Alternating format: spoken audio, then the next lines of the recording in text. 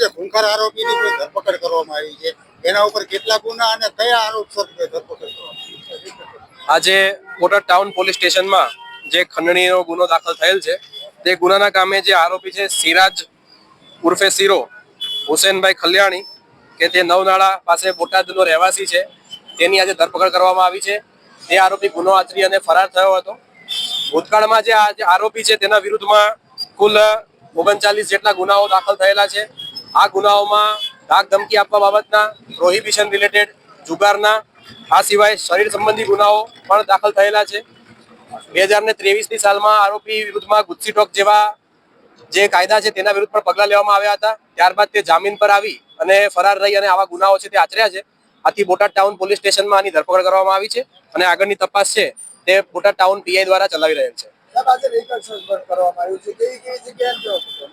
જે ખંડણીનો ગુનો છે તે ગુનાનો અંજામ તેણે કઈ રીતે આપ્યો છે અને ત્યાં કયા વાહનને વાપરીને કઈ જગ્યાએથી તેણે ફરાર થયો છે તે માટે તેનું રિકન્સ્ટ્રક્શન કરવામાં આવ્યું છે અને વાહન પણ કબજે કરવામાં આવ્યું છે.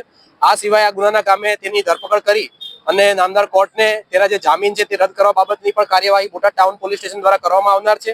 અને લોકોને પણ અપીલ છે કે જો આવા કોઈ પણ ઇસમો તેમને ખંડણી ધમકી આપતા હોય તો તે લોકો બોટાદ ટાઉન પોલીસ સ્ટેશન ખાતે અથવા તો અમારા ઉપરી અધિકારી શ્રી અથવા અમને રજૂઆત કરી શકે છે અને તેમના વિરુદ્ધમાં શિક્ષાત્મક કાર્યવાહી છે તે અમે કરી શકીએ.